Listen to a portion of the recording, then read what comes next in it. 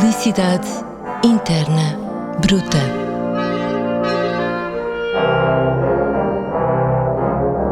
Em 1979, no filme Manhattan, talvez o primeiro em que o realizador homenageia uma cidade, Woody Allen, num célebre monólogo, faz uma lista das coisas que fazem a vida valer a pena. For me, Swedish movies, naturally. Marlon Brando, Frank Sinatra. Those incredible Apples and Pears by Cézanne. Mais de 4 décadas depois, e em tempos de guerra e peste, perguntamos a escritores, criadores, pensadores o que faz, afinal, a vida valer a pena.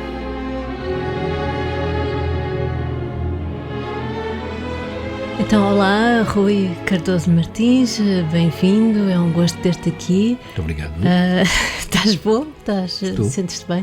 Eu geralmente costumo explicar às pessoas onde é que isto fica. Já agora estamos a gravar este podcast num estúdio da Câmara Municipal no bairro do Armador e costumo explicar que fica entre as Olaias e Chelas e que estamos na Bela Vista. E tu respondeste, essa é a minha área.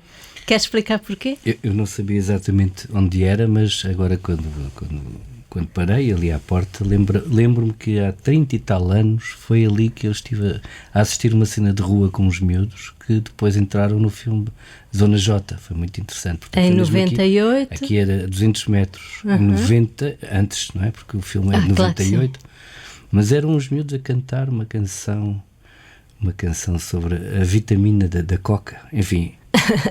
Não seria um tema muito saudável, mas um dos miúdos que lá conheci, nessa altura, acabou por ser modelo para uma das personagens desse filme. Portanto, por assim dizer, voltei aqui a um sítio onde não vinha há muito tempo, mas que conheci razoavelmente. Não tinha isto, como é óbvio, não tinha um estúdio. Sim, claro. Portanto, fico muito feliz que tenha um estúdio. Sim, mas a Zona J foi o teu primeiro filme? Ou o teu primeiro guião, digamos assim? Foi. Foi um desafio e, enfim. E era uma história de Romeu e Julieta de Chelas, uma espécie de amor impossível, menino preto, menina branca? Sim, mas já voltei a Chelas noutras ocasiões, até em programas de rádio, e foi com alguma alegria, até surpresa, que percebi que não tinha ficado propriamente uma mágoa, até nas pessoas mais velhas, e gostavam do filme. O filme tinha sido... Nesse aspecto, que o filme tem muitos defeitos, atenção, mas pelo menos num aspecto de antevisão de casais multiétnicos, como se diz agora. Sim. E que isso tinha aberto, até porque chamou a atenção da Câmara, que a seguir também interveio para resolver alguns dos problemas que se vêem no filme. Será que aquelas pinturas cosméticas foram depois do filme? Isso já não tenho a certeza. Aquelas coisas que se dizia que parecia Lego. Sim. Eu acho que foi depois e foi muito criticado, mas eu já não meti nesse assunto porque não sei, não me competia. Mas sim, portanto, é uma zona que me diz bastante, porque na altura tinha muito má fama e foi com como é que é dizer, com algum cuidado que me aproximei e me apresentei. Na altura fui tratado como polícia. Mas como é que eu posso ser tratado como polícia? Porque o senhor veste-se à jovem.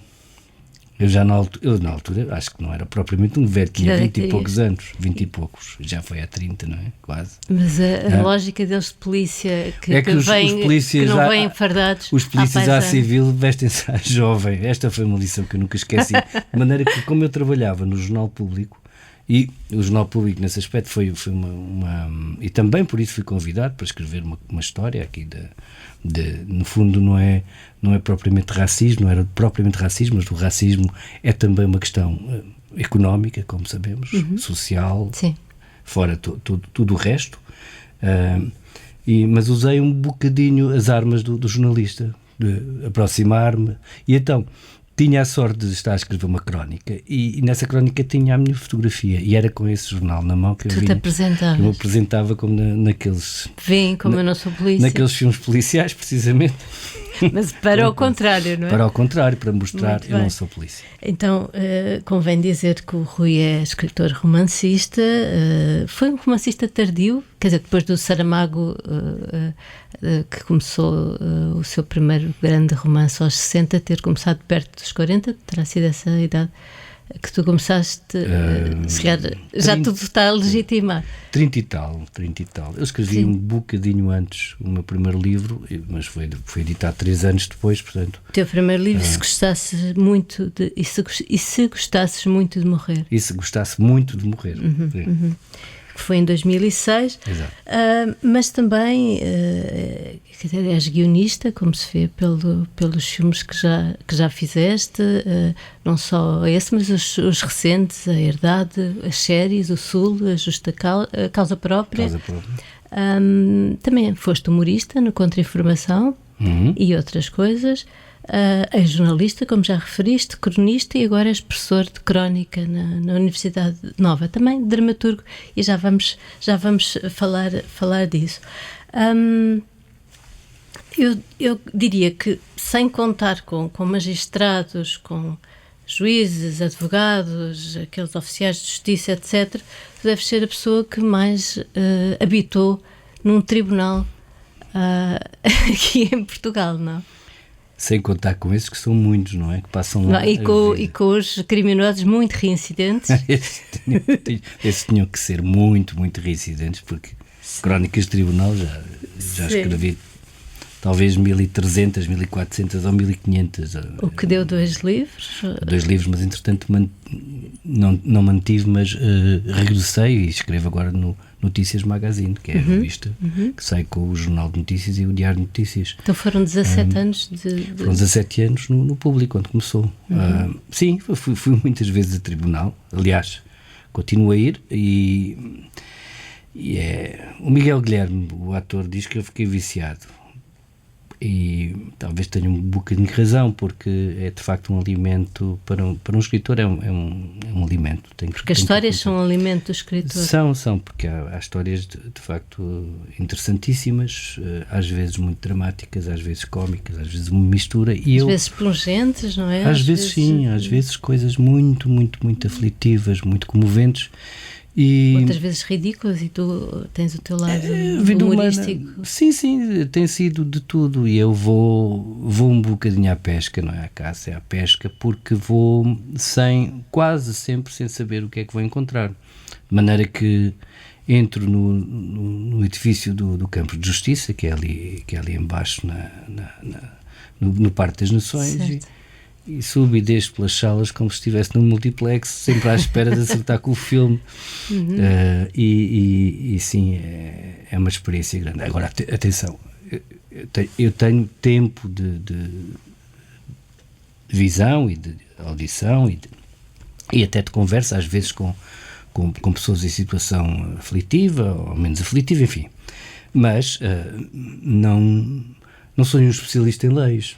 Nem quero ser já agora. Mas já deves perceber algum jargão jurídico. Sim, embora haja algum que nunca se entende. Que é muito hermético. Uma das coisas mais interessantes é quando um juiz ou uma juíza usa a parte formal e depois o arguido ou arguida, o réu ou ré, não entendem nada e tem que usar uma linguagem mais portuguesa, por assim dizer. Mas sim, às vezes já sei o que é que vai acontecer ou o que é que não vai acontecer. Há circuitos de descobrir se uma testemunha está a mentir ou não está a mentir. Acabou de dizer uma coisa, eu estava de costas, mas a seguir já se lembra de outro pormenor que vai beneficiar ou prejudicar alguém.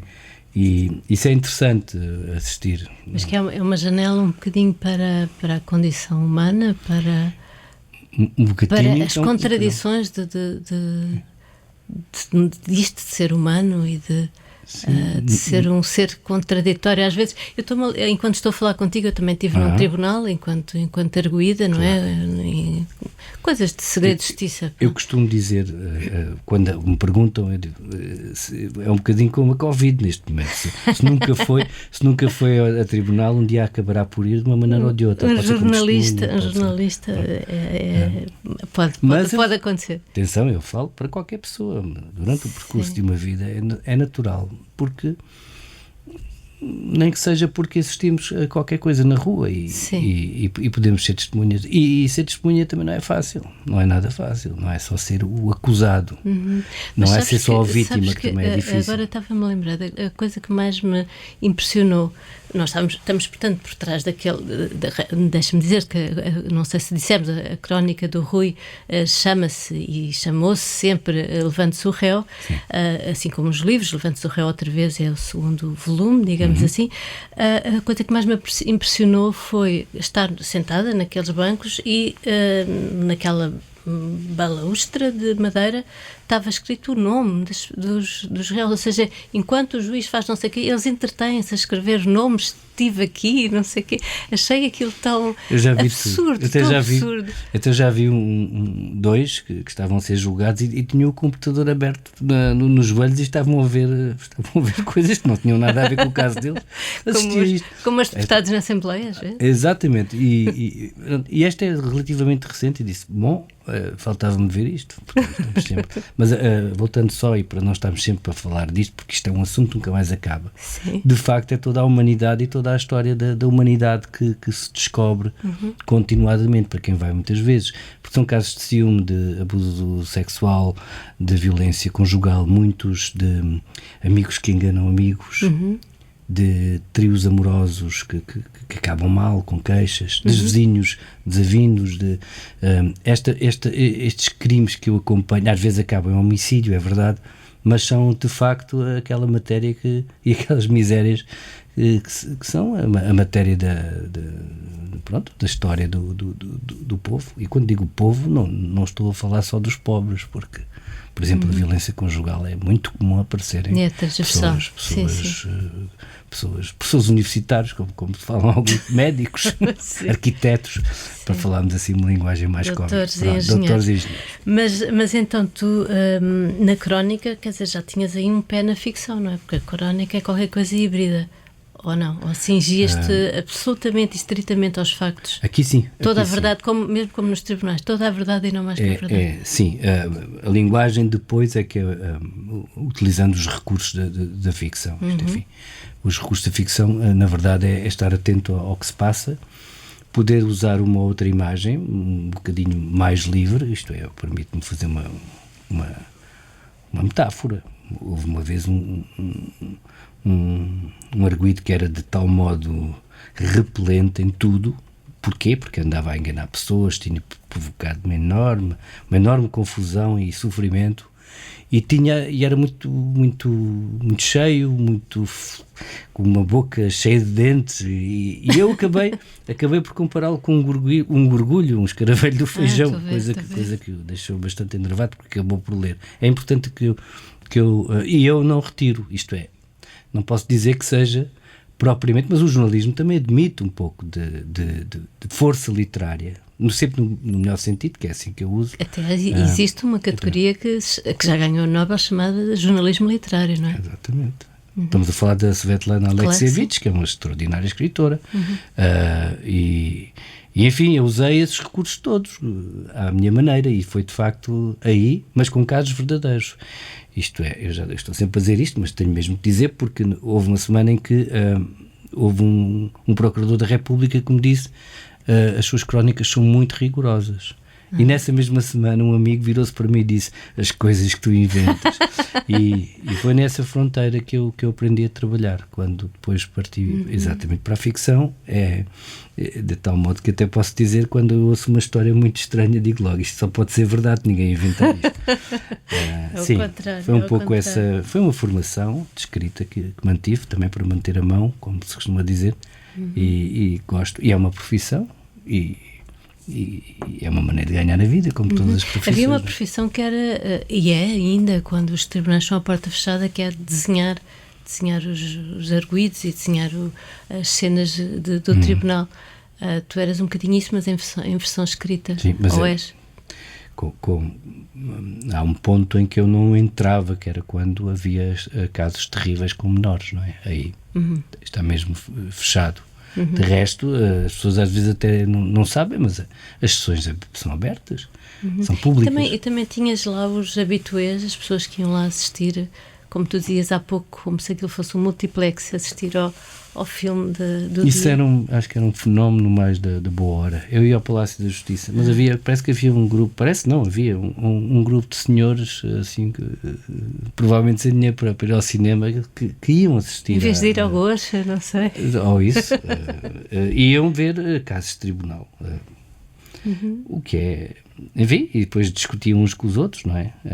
Eu também, às vezes, saio de um tribunal e apetece-me discutir com a pessoa. Acabei de ver uma coisa e muitas vezes, atenção, venho de lá muito cansado e muito triste com os abismos da alma humana. Sim, e sentir que aquilo podia acontecer a pessoas que eu conheço. Se é que não aconteceu já. Este é o princípio que eu uso. Não digo o nome das pessoas, a não ser que seja benéfico para uma pessoa que foi, por exemplo, injustamente acusado. Já aconteceu. Andar um pedreiro cabo-verdiano, tinha um nome igual a não sei quantos, e estavam sempre a ir buscá-lo. De manhã era uma vergonha, e ele não era culpado, e de facto a coisa funcionava tão mal que acabavam por ir buscá-lo sempre a ele. Acho que é absurdo. E um absurdo total, de tal modo que eu escrevi uma crónica com o nome dele, e ele passou a andar com a crónica na carteira. como tu andaste aqui na Zona J, não é? Sim, como salvo-conduto para evitar este tipo de problemas. Mas enfim, foi uma escola, e é uma escola, enfim, em que também fiz escola já agora, porque escrevi tantas que acabei por aprender como é que vou ou não escrever sobre este assunto. Sim. E pronto, entretanto entraste então na tua ficção. Eu já te disse isto, quer dizer, eu tenho muito respeito pela forma como tu respeitas a língua portuguesa, a frase, a metáfora nos teus romances todos. Mas vamos começar pelo último, talvez, que é uma peça de teatro que se chama Última Hora, e já foi levada à cena no Nacional com Maria Rueff, Miguel Guilherme, e que se passa num tempo um pouco híbrido do jornalismo. Passa-se numa redação, mas é uma redação dos tempos de antigamente, onde ainda há pilhas de jornal, onde ainda há nuvens de fumo, onde ainda os jornalistas são um pouco alcoolizados, um pouco. Onde ainda se fala e se grita, porque eu não sei se as pessoas sabem, mas hoje uma redação é um open space, fora das cidades, aí nos subúrbios, em que as pessoas estão escondidas atrás dos computadores e não há um único barulho, porque falam através de fones, através do computador, e eu lembro-me de certa altura me perguntar, e as pessoas quase não falam, quase não comunicam, não tem nada a ver com a redação que tu transportas, porque já viveste com certeza no público. Eu lembro-me de perguntarem, olha, até foi o meu pai me perguntar o que é que as pessoas lá na redação dizem disto, um assunto qualquer que estava a acontecer, e as pessoas não dizem rigorosamente nada. Portanto, achei muito interessante esta fusão de tempos, não é? Como é que tu puseste tempos de agora em ambientes antigos e em personagens que também já não existem. Alguns ainda existem um bocadinho, se pudermos pôr assim a coisa.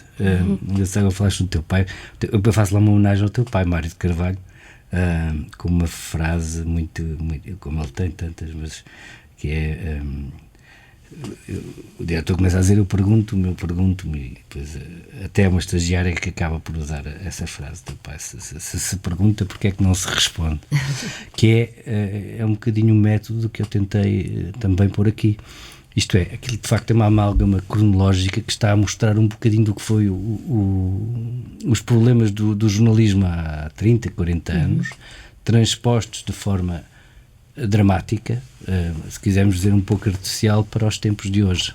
Porquê? Porque apesar de tudo ainda existem algumas pessoas que são desse tempo. E o problema que sempre existiu, que é a interferência política, financeira, a crise permanente dos jornais, que sempre foi, não era há 40 anos só, quando apareceu a rádio desapareceram esses jornais, não é? Mas quer dizer, a grande mudança foi a entrada da tecnologia. Sim. E dos clickbaits nesta lógica toda, não? Que esse é o núcleo mais forte da coisa, que é quando se tem que introduzir precisamente o clickbait. O clickbait, para quem não está a ouvir, é aquela coisa que não interessa se leu, interessa se foi lá clicar. E aparece uma personagem um bocadinho demoníaca que vem alterar o jogo todo e entra tudo num enorme sofrimento, lembrando eu que no geral é uma comédia, um bocadinho negra às vezes, mas é uma comédia. É um bocadinho negro porque entra também, quer dizer, há uma coisa que contamina muito o jornalismo e não podia ser contaminado, que entra a lógica do marketing e toda aquele eufemismo da linguagem do marketing entra no jornalismo, e as lógicas já são, não propriamente dizer a verdade, a defender a democracia, mas sim havendo ali personagens que ainda acreditam nisso. Pronto, enfim, é uma peça de teatro e teve uma carreira longa, 2 anos e tal. A certa altura há alguém, já não sei quem, eu não vi a peça, só li o livro, que diz: se não lhes mentires aos leitores, como queres que acreditem em ti? E o Miguel Guilherme faz aquilo, é com os Janeus, faz aquilo brilhantemente, porque é um paradoxo que não se consegue responder, mas que funciona para muita coisa. Até foi uma frase que me saiu uma vez num contexto basicamente amoroso, de conversa com amigos, e estávamos num despique, que às vezes é muito proveitoso, despiques pela noite dentro, enfim, o método que se vê ali nessa peça. Vamos lá ver. Uma pessoa para escrever tem que se fechar e tem que estar calma, e tem que... Calma não digo, mas tem que estar com uma certa energia. Mas o alimento da escrita muitas vezes vem de euforias, de episódios mais calamitosos, não é? É assim que se trabalha muitas vezes. E essa conversa saiu e achei, caramba, esta frase é terrível. Mas qualquer pessoa entende esta frase é terrível. Se não desmentires, como queres que acreditem em ti? E funciona muito bem no caso do jornalismo, das fake news, das pessoas que querem ouvir aquilo que acham que já sabem, não é? E a verdade é que entre os factos e as emoções, as pessoas escolhem as emoções. Claro. Se lhes apresentas um facto e apresentas uma emoção que transporta ódio ou endeusamento, por exemplo, as pessoas vão escolher essa emoção. E sim, e essa frase de facto saiu bem, porque depois o que é que se responde a isto? Porque fica-se, mas não entendo, mas é verdade, está bem, é verdade, mas não desmentimos, como que acredita em ti? É uma frase de que me arrependo um pouco, porque é uma frase... Antes usavas uma expressão assassina. É uma frase, de facto, com um poder demasiado grande. Porque é um pouco cínica, é isso? Não é um pouco cínica, é muito cínica. Muito cínica, mas como isto era uma comédia negra... Bom, então, e tu tens esta peça que se passa num mundo que conheceste, que ainda sobrevive, mas está em vias de extinção. De camadas de tempo, sim. Mas saltaste do jornalismo para o humor, para as produções fictícias, onde foste fazer coisas conhecidas, nomeadamente o Contra-Informação. Aliás, és responsável pela frase que ficou famosa, penso eu, de que essa transição... É a minha glória literária. Pensava eu que ia ficar assim. Pensavas tu de que... Pensava eu de que, mas já percebi que as novas gerações não colou tanto como eu esperava, mas enfim, vamos sempre tentando. É uma frase interessante, foi ouvida de facto por mim e por um amigo que infelizmente já faleceu há muitos anos, o David Lopes Ramos. E estávamos a ouvir o presidente do Porto a dizer, penso de que não sei quê. E, enfim, como muitas descobertas, não vou dizer literárias, mas da linguagem, foi só inverter. Portanto, penso eu de que... mas tem graça, sim. Mas tu dizes uma coisa que também é curiosa, que dizes que o humor não é aprofundar, que o humor é aprofundar e não aligeirar, como se poderia pensar assim de uma forma mais superficial. Eu acredito que sim.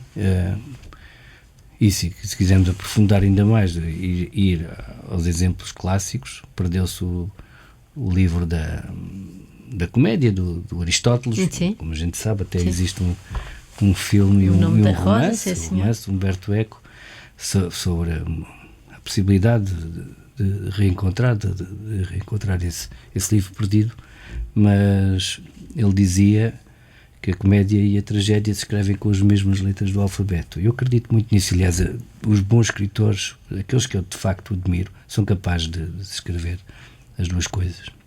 E então há picos em que misturam as duas coisas e em que fazem de facto aquilo que eu acho que serve a literatura, que é criar emoção. Isto não tem nada a ver com lamechice, nem com telenovela. Nem com sentimentalismo. Nem com sentimentalismo. Mas a verdadeira literatura é para isso que serve. Até o Achas que a literatura tem que servir para alguma coisa?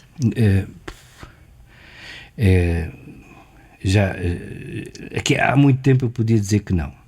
E até podia dizer outra vez que não deve servir. Isto é, não deve ter um propósito direto de fazer isto ou aquilo. Mas cá no íntimo sinto que deve servir pelo menos para não estragar árvores, para não matar árvores. Isto é, deve ter qualquer coisa que nos faz melhores. Eu só acredito em trabalhos, e estou a incluir todas as artes, que no fim de vermos aquilo a pessoa está um bocadinho diferente. Portanto, serviu pelo menos para mudar alguém. Serviu para pôr alguém a pensar, a sentir. Se for só para exibir conhecimentos ou jogos de linguagem, como às vezes encontramos em tanto sítio, ou conhecimentos, isso pode ser uma tese de doutoramento?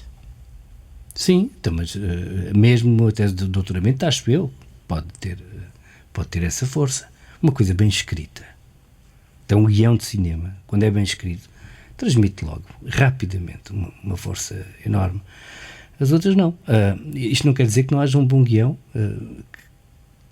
no sentido em que depois dá um grande filme que não transmite isso, mas eu acredito de facto que a linguagem serve para isso, porque a narrativa é que nos faz humanos, todas as crianças desde o princípio precisam, e por alguma razão é.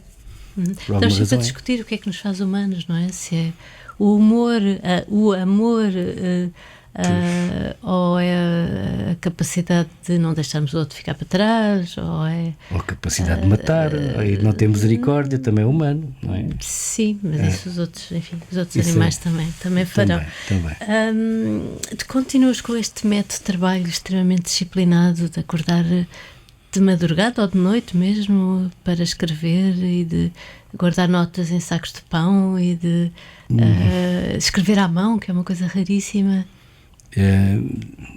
Depende, eu tenho sido nesse aspecto. Estamos aqui a falar talvez da escrita de romances.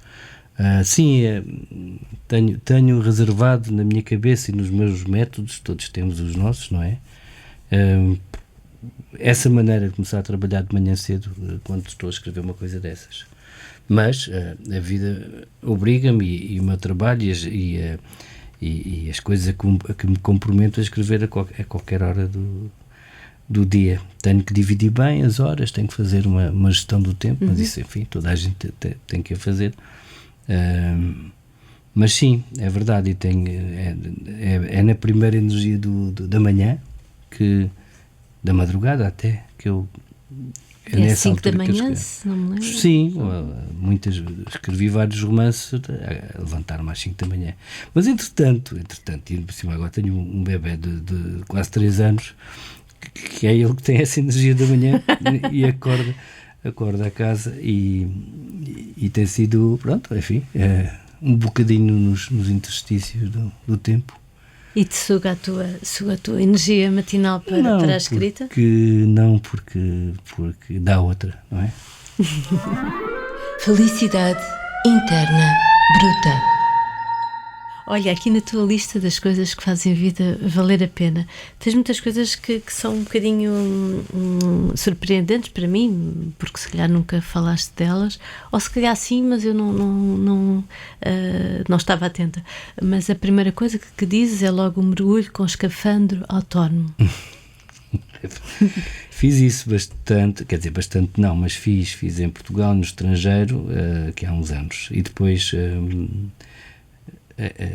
primeiro é um desporto, uma atividade muito bonita. Quando a água está em condições e temos o material e vamos ver os peixinhos e o polvo que larga tinta e os corais, as correntes, os tubarões, vi isso tudo, barracudas. Mas onde é que vais mergulhar? Eu fiz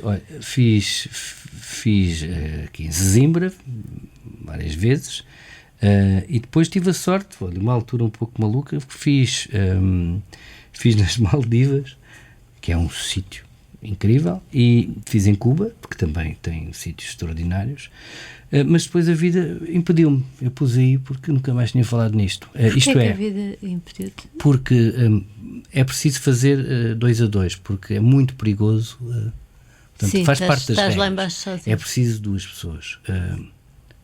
E apesar de tudo tem um risco. Até existe um belo filme do Nani Moretti, O Quarto do Filho, que é sobre isto. Sim. E aliás, um amigo meu faleceu, o Aratojo, faleceu num acidente de mergulho. Portanto, isto é possível. E eu, há 14 anos, fiquei viúvo e decidi, não tenho o direito de numa coisa que na verdade é por gosto que eu faço, é para voar e nadar ao mesmo tempo. É uma sensação extraordinária, porque aquele momento em que atingimos o ponto certo do ar que temos nos pulmões, a corrente, a temperatura da água, e andamos só mexendo um bocadinho os pés numa espécie de líquido inicial, e estamos a ver tudo, e estamos calmos e não temos a máscara embaciada. Isso é fantástico. E estás noutra dimensão? Sim, estamos numa dimensão líquida, mas ao mesmo tempo é como se voássemos. E isso é muito, muito, muito, muito belo. Mas se correr mal... Sim. E correr mal, eu por exemplo, houve uma vez ali, mergulhei ali no rio Vargurara, ali no Cabo Espichel, que está a 30, 35 metros. Eu não cheguei a ir tanto, porque a partir daí é preciso uma mistura diferente de gases que são ar comprimido. Sim. As pessoas dizem oxigênio, mas se a pessoa fosse com oxigênio, estava a rir-se e morria, não é? Porque não é oxigênio, é o ar. O ar pode apertar-se numa garrafa. E houve uma pessoa que estava comigo nessa coisa que eu não conhecia, que só tinha feito mergulho em lagos suíços. Era uma coisa estranha, de facto. Era um angolano que só tinha feito mergulho em lagos suíços. Começa logo assim, só esta premissa, ficamos logo. E de repente houve qualquer coisa, eu acabei de estalar os dedos, dentro da água é mais difícil, mas também passa, o som também passa na água, atenção, e às vezes é até mais rápido. E ele desatou a nadar, isto é, a subir sem fazer sinal. E eu fiz aquilo que o instinto me mandou, que foi ir segurá-lo, mas no meio disto tudo rebentei o tímpano, porque fiquei subi, desci, ouvi-se um grande estalido. Porque não se pode subir, tem que se fazer etapas. Faz-se etapas, isto para evitar depois mesmo uma embolia, não é? Claro. Pode acontecer e pronto, e é muito grave. Mas tem que ter um grande autocontrole para não entrar em pânico. Pois, eu não cheguei sequer a ter a experiência disso, não cheguei a ter muita experiência, mas pronto. Quando me perguntam coisas porque vale a pena viver, eu lembro-me desta... Mas não chegaste a explicar porque é que achaste que não tinhas o direito de continuar porque a fazer? A minha mulher morreu, entretanto, por outros motivos, a Teresa Coelho, e eu fiquei com um rapaz de 10 anos e uma menina de 8 anos a meu cargo, não é? Sozinho. E sozinho. Então achaste que não te devias dedicar a um desporto de alto risco? E não tinha o direito de o fazer. Entretanto, o tempo foi passando, cheguei a pensar regressar, mas pronto, também não, agora tenho outra vez um. Portanto, mas ficou-me esta coisa que valeu a pena experimentar. Eu consigo reproduzir na minha cabeça um bocadinho daquela coisa. Aquele ambiente. Nos sentimos um peixinho no aquário. Às vezes diz isso como se fosse uma metáfora, não é? Mas de facto, se estivermos num mar em que vemos a 200 metros claríssimo, não é? Com os peixes a andar lá de um lado para o outro, nós sentimos também, à nossa maneira, um peixinho. Tu fizeste, estive a tentar procurar onde é que estavam as referências a essas tuas experiências subaquáticas, e vi o último filme do Fernando Lopes, que se chama Câmara Lenta, em que um personagem dá um mergulho, e esse mergulho é uma espécie de retrospectiva para as várias fases da vida dele. Enquanto mergulhavas também sentias um bocado que era um bom momento para pensar nas coisas da vida, ou estavas completamente aliado? Sim, mas agora tenho que perguntar, sabes que eu trabalhei nesse filme. Por isso é que eu estou a perguntar. Está bem. Agora até me assustei. Não, é que às vezes... Sei que foste o guionista desse filme. Não, é que no outro dia um colega meu pôs uma cadeira de cinema na Universidade de Lusófona, pôs um filme em que de repente eu pensei que ele tinha escolhido o filme porque ela, Luís Miguel Sintra, que a certa altura fala ao meu nome por causa de uma crónica com o nome do livro. Agora pensei, e ele não sabia. Que eu tinha falado deste filme. Peço imensa desculpa, isto agora até parece um exercício de... mas não foi. Não, sim, usei a minha experiência também para isso, embora seja baseado num romance que não era meu. Mas sim, essa parte a minha experiência de mergulho está nas notas em algumas expressões. E uma delas... Era o Rui Morrison? Era o Rui Morrison, sim, era a Maria João... Isto é um filme não muito antigo, é 2011. Sim. Foi o último filme do mestre. Sim, não é? sim. Foi para isso que eu o conheci e pouco depois. Por acaso há uma coisa muito bonita que eu recordo do Fernando Lopes. Era engraçadíssimo, mas já estava doente. E de facto depois acabou por morrer com a chamada doença prolongada, mas que para nós foi muito rápido, não sabíamos. Eu não sabia. Mas então, a certa altura, eu e ele, eu tinha havia uma cena em que eu pus, depois não deu para filmar, mas era um carro baseado na história de um irmão que tinha morrido afogado num acidente, e ele mergulhava e via o carro como se fosse um tubarão-baleia a passar. E era uma imagem muito, muito poderosa, mas isso levou-me com o Fernando Lopes a uma ideia que aparece no filme, que é um peixe de sangue quente. Vou procurar um peixe de sangue quente. Isto assim à partida não quer dizer nada especial, mas estava ele no hospital já nos seus últimos dias e eu lembrei-me, levei-lhe uma miniatura de uma baleia azul, que, se nos lembrarmos do Melville e do Moby Dick, tem 2 páginas deliciosas a explicar porque é que as baleias são peixes, ao contrário do que eu não para aí dizer, e aquilo explica tudo. Aquilo está tudo errado, mas está tão bem escrito. O Melville está tudo errado. Está tudo errado em relação às baleias, os mamíferos, aquilo acho impossível. Tudo. E, no entanto, é fantástico ler. E um pouco por causa dessa influência, estamos a falar do mar e de alguém que se vai perder no mar, como o Capitão Eiba, não é? Acaba por se perder, por se afogar, mas... Porque não consegue evitar vingar-se, é o que o move, não é? Exatamente. E é isso. E leva todos para a destruição. Isso, infelizmente, é uma coisa que acontece de vez em quando. E era isto. E dei-lhe peixe de sangue quente. E, para todos os efeitos, podia ser assim interpretado. Bastava recuarmos alguns anos, não é? Algumas dezenas de anos. Olha, Rui, o segundo tópico de coisas que fazem a vida valer a pena, tu referes 2 frases, lembras-te quais foram? Uma é do Kafka. A do Kafka é? Eu vi em 2 traduções, mas tu dizes só o possível acontece. Eu li só o que acontece pode acontecer. Não sei qual delas preferes. Só o possível acontece, que é aquela que eu tenho na minha edição dos diários. Muito bem. Eu acho mais direta. Sim, tu é que escolhes, com certeza. Mas e queres explicar porquê? Eu acho que isso resolve todos os problemas metafísicos e religiosos e teológicos. Mas é engraçado ser o Kafka a dizer, não é? Não estava à espera. Não estava à espera. Ele, além do mais, era um humorista, ao contrário daquela ideia que muitas vezes cola.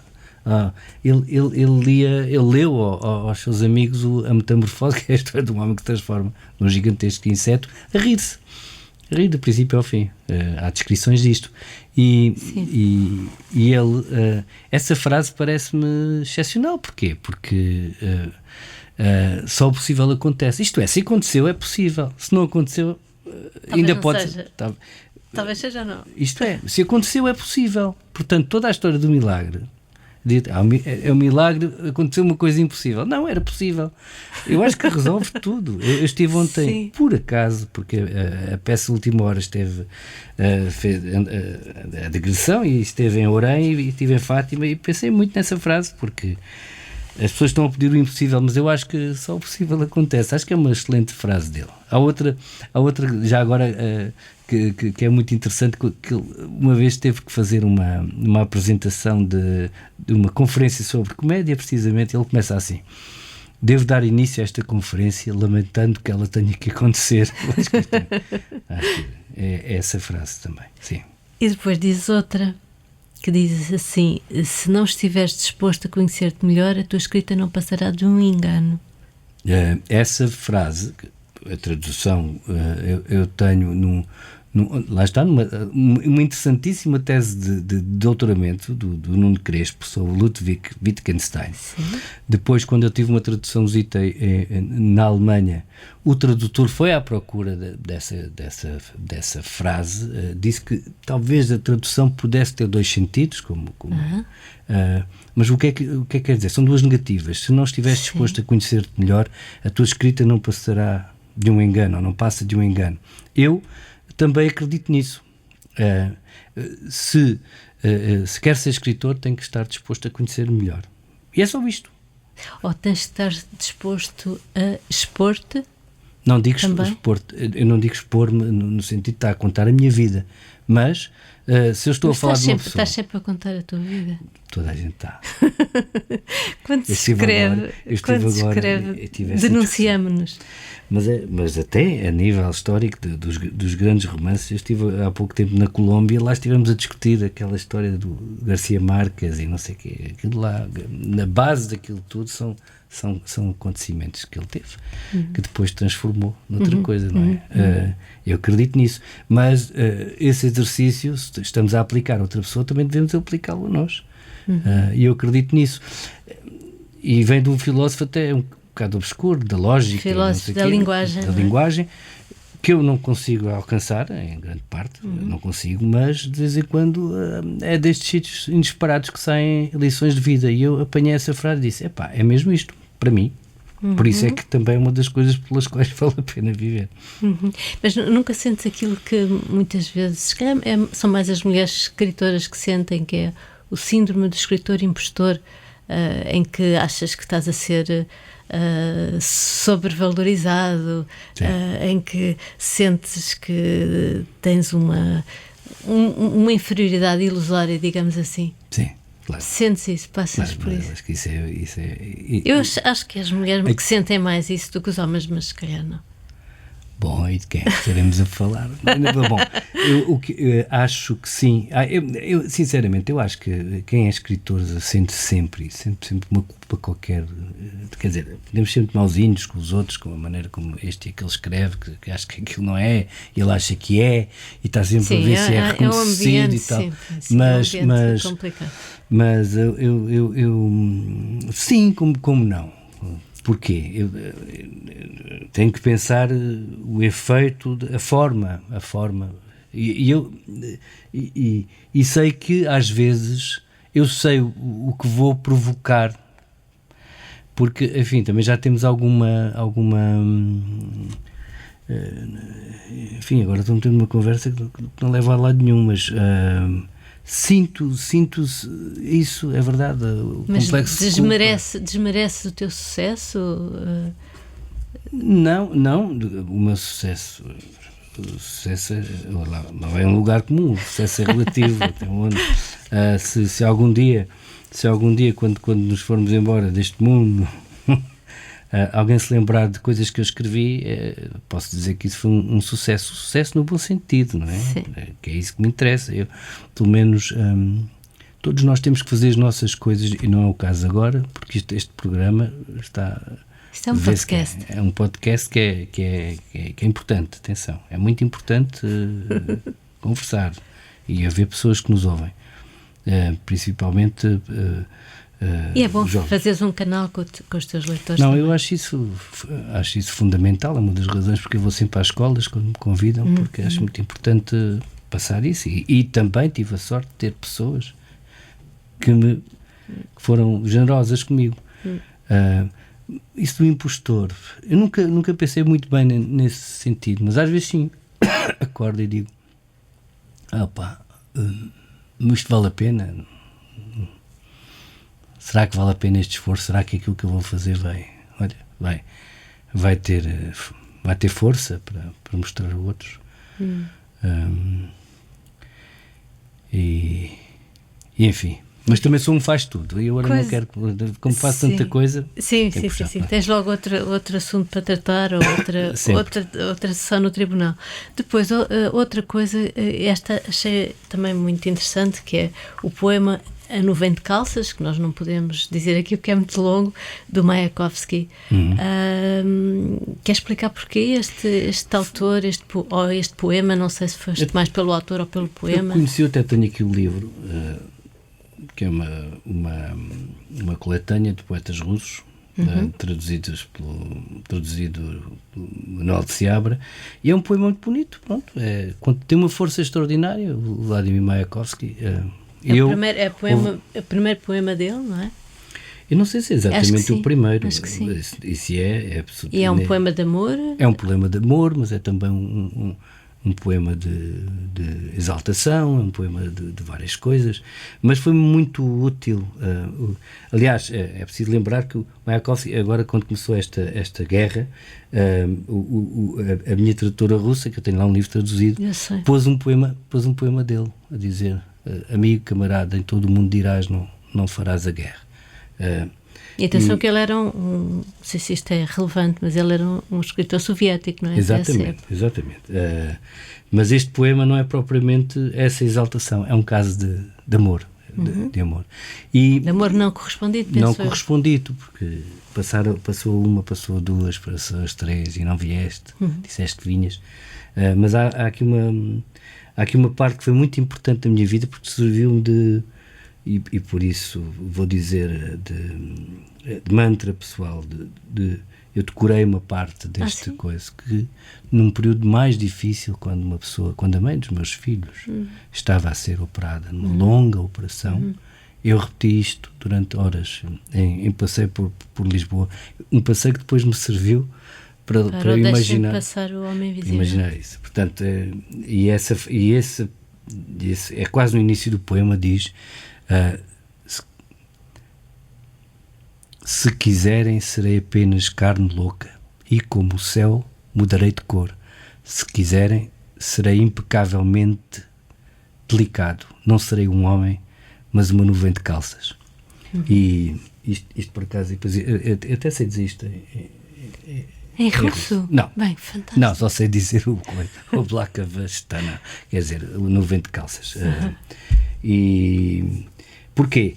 Porque esta frase ficou-me como aqueles momentos em que é preciso gastar o tempo, para perder o tempo também, e ajudou-me muito.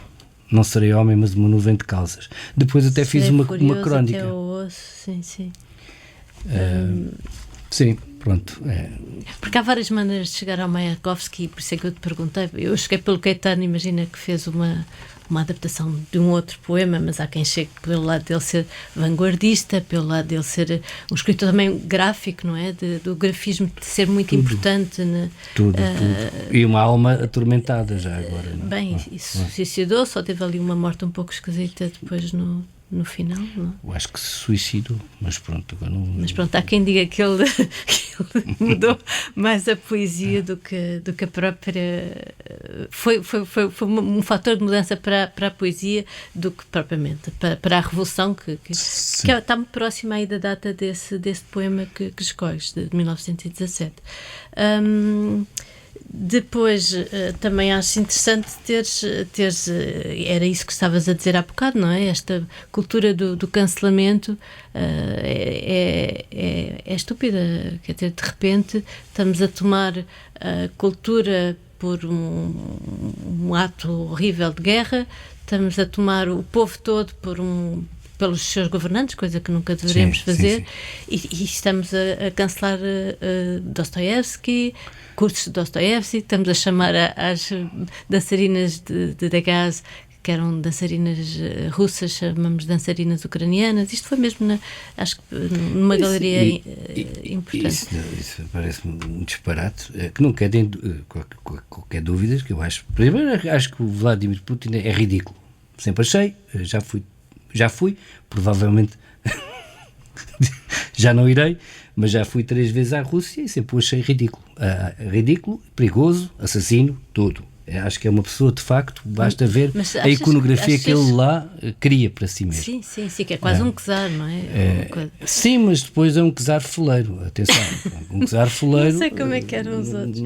Os outros, apesar de tudo, vamos lá ver, não sei se é por estarmos a olhar para o século XIX, princípios do século XX e tudo.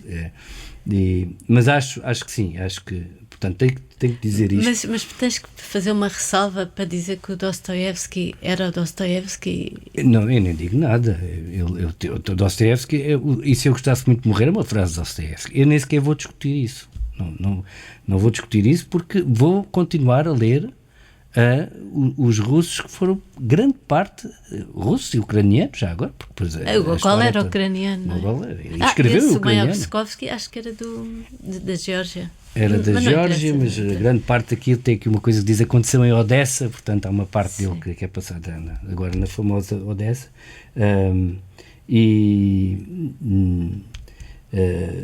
É evidente que nada disso faz sentido, até porque as pessoas, coitadas, já morreram há que tempos, não é? E muitos dos grandes escritores russos sofreram depois nos tempos soviéticos. Eu tenho aqui outro livro, A Escavação, de Vladimir Platonov, que é uma obra brilhante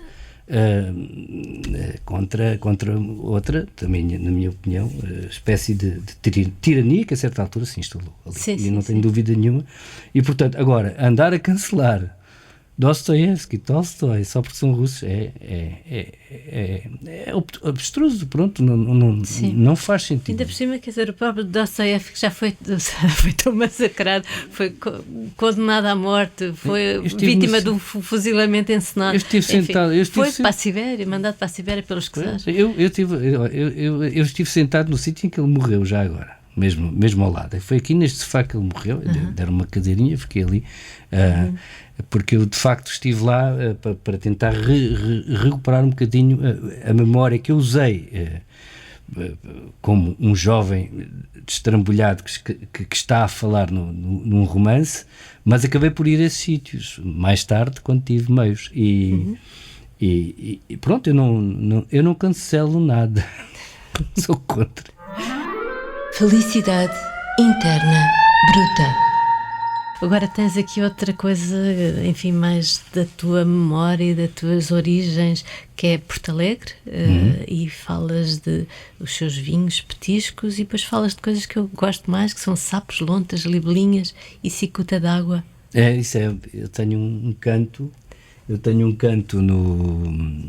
canto na Serra de São Mamede, ali a 700 metros de altitude, que era dos meus pais, onde tenho, felizmente, umas talhas antigas que vão fazer agora 100 anos, algumas, mas isto, atenção, não sou nenhum latifundiário que já tivesse isso de família, nem pouco mais ou menos. Meu pai salvou ali uma adega antiga, velha, que pronto, e nós tratamos daquilo e é um sítio muito bonito. A Serra de São Mamede é assim uma espécie de mistura de vários ecossistemas que há em Portugal, quase o clima atlântico, se vê um pouco de Sintra, ali em Castelo de Vide, um pouco de tudo, e E eu tenho lá uma ribeira que tem cicuta de água gigantesca. Que é um veneno, não é? Eu sei que é um veneno, mas é uma planta, uma árvore? É uma planta. Uma flor?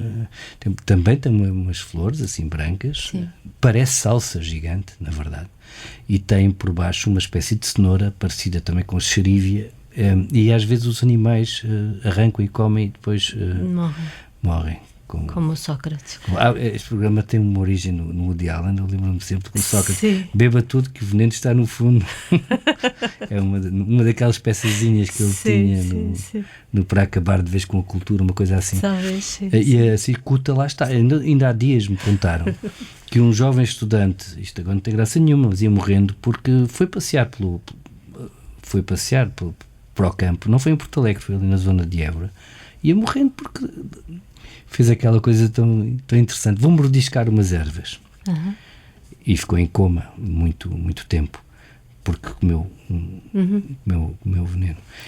E há muitas libelinhas, há lontras, já vi isso tudo. Isso é encantador. E eu gosto muito gosto muito da minha terra. Já escrevi sobre o assunto do bom e do mau, mas escreveste mais sobre o mal, talvez, não? No primeiro livro? Talvez. Que era o suicídio. Sim, é o suicídio, que é um mistério terrível que se mantém, mas... Trouxeste um bocadinho isto para a causa própria, para a série? Um bocadinho. Cidade-província. Exatamente, pronto. Sim, os efeitos de um grande caso numa cidade, tudo isso. Dramático. Todas as coisas que nos acontecem, até porque ninguém escreve sem memória, não é? Sem memória deixamos de escrever, ficamos... Vão lá parar, não é? Vão lá parar e eu utilizo sempre que acho que assim é. Inventando um bocadinho, eu inventando muito, usando as armas, ou distorcendo, ou usando as armas da ficção, mas lá no fundo o que eu procuro é escrever qualquer coisa que faça sentido e verdade já agora. Que seja, porque muitas pessoas se zangaram no princípio com o livro e porventura algumas... Com o primeiro livro, continuamos no primeiro. Mas acho que o tempo mostrou que estávamos a falar de uma coisa a sério. Geralmente a pessoa põe a verdade de um lado e a ficção do outro, mas às tantas encontramos mais verdade na ficção, que está completamente, às vezes, fora dessas lógicas de ideologias e de mercantis, e portanto é aí que encontramos mais verdade. Na ficção, parece um paradoxo, mas parece, mas não é. E agora não estou a falar de mim, mas há obras que antecipam, não é? Mas porque o escritor tem que ser tem que ter umas antenas, não é? Tem que ser um observador e apanhar os ares do tempo, não é? Eu acho que sim. Agora, por exemplo, os tempos que hão de vir. Noutra arte, uma vez eu vi o Rui Chaves a falar precisamente da capacidade de apanhar uma espécie de cordas, não é? Que aí andam. É uma coisa assim um bocadinho quase metafísica, não é? Mas é apanhar umas cordas do tempo que só vão fazer sentido mais tarde. E ele falou nisto, eu disse, eu acho que isso é comum a todas a arte, não é? Sim, porque o resto são modas e são outras coisas. Agora falastes bem. Costumas ouvir lá nos teus... Não, recuso-me a ser o bode respiratório. Ou então já agora, esta é a minha preferida, peço perdão e vou viver a minha pessoa de outra maneira. Também foi uma frase que ouvi captaste. De um analfabeto, foi fantástico. Nem Fernando Pessoa. Olha, só para terminarmos, tu falas também de uma coisa que te faz feliz, parece-me ser, tu falas do passaporte da União Europeia e de Portugal, mas não é considerado poderes entrar à vontade no aeroporto por aquele portão com estrelinhas azuis, mas gostares de ser português? Gosto de ser português, gosto muito da minha língua. Ser periférico? Eu não acho que sejamos periféricos, porque apesar de tudo temos uma liberdade de deslocação no mundo bastante razoável. Mas repara, assim, mais ou menos, não sei, acho que quem está lá no norte da Europa se desloca com mais facilidade. Não sei. De qualquer maneira, eu pensei que era porque estarmos afastados, tínhamos o pior e o melhor dos mundos, ou seja, estávamos afastados das guerras, apesar de tudo, estamos assim num cantinho. Sim. Tudo isso. Não há cá nenhuma questão nacionalista, nem nada disso, mas eu gosto de ser português. Gosto da minha língua e também... Gostas da liberdade? Gosto da liberdade. que existe cá? Gosto de poder dizer o que quero e sempre tive essa sorte. Eu nasci, eu tinha 7 anos quando foi o 25 de Abril e dou muita importância a essa questão. E apanhaste alguma coisa desse acontecimento com 7 anos? Lembro-me que estava com um bibo azul, fui para casa em Porto Alegre, enfim, depois lembro-me de algumas ainda me lembro de carros a serem revistados e coisas assim, e lembro-me de coisas mais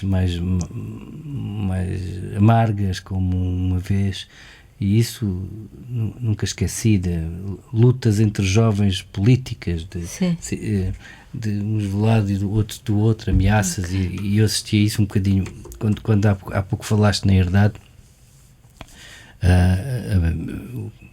que é escrita por mim e pelo Tiago Guedes, e faz um belíssimo filme, também ele escreveu grande parte do livro, embora eu tenha começado primeiro, mas lembro-me que essa experiência também passou muito, porque coisas a que assisti durante o 25 de Abril, lá no Alentejo, sim. Que também foi outro foco importante para o 25 de Abril, porque houve a reforma agrária. Sim. Enfim. Depois falas aqui de filhos, de estantes cheios de livros, de incompatibilidade entre filhos e livros, não percebi muito bem. Queres explicar? É porque é difícil ler e estar sossegado em casa com crianças. As pessoas sabem isso. E tu já tens assim várias etapas. Eu agora tenho, já almocei com os 2 mais velhos, 23 e 22. Ou será 22 e 21? Não. Tu é que sabes, Rui, não vou arriscar. Isto é embaraçoso. Mas o pequenino tem 3 anos. Pronto. O pequenino nem 3 anos tem. E houve aqui um período em que os meus filhos, que entretanto saíram de casa, começaram a ler os meus livros e a partilhar essa tal estante que também herdaram da mãe, a Teresa Coelho. Sim. Eu entretanto voltei a casar com a Inês Rodrigues e temos este jovem pequenino. Que é um pequeno deus grego, já ouvi, é encantador. Agora cortaram-lhe o cabelo. Que pena. Ficou um rapazinho. Ficou um rapazinho muito engraçado. Bom, mas para dizer o seguinte, é muito difícil estar a termos aquele momento de leitura, e às vezes trabalho então, tive que ir para outro sítio, mas é ter uma boa estante de livros, que eu tenho essa sorte, e ver depois que os nossos filhos também se vão servir dela, deixando-nos ler ao mesmo tempo, deixando que nós possamos ter tempo. Isso é uma espécie de transmissão, não é? Tradição no sentido antigo da palavra. Entretanto, fui pai outra vez e já não tenho outra vez. Por isso é que está aí nessa transição de ter uma boa estante de livros e não conseguir lê-los e depois lê-los. E é isso. Eu tenho esses tesouros, tenho uma boa biblioteca e tenho filhos bonitos. Uma boa como é que se diz? Filhoteca, não sei. Filhoteca. Muito bem, Rui, muito obrigada. Ficamos a aguardar o teu próximo livro, até já tem nome. É As Melhoras da Morte. Muito bem. Está sempre, quando sair, quando houver o tempo para terminar, vamos lá ver. Estou a apostar nisso logo que puder. Ficamos a aguardar. Obrigada, Rui. Muito obrigado. Este é um podcast criado por Ana Margarida de Carvalho para a Câmara Municipal de Lisboa. A sonoplastia é da autoria de Fernando Figueiredo.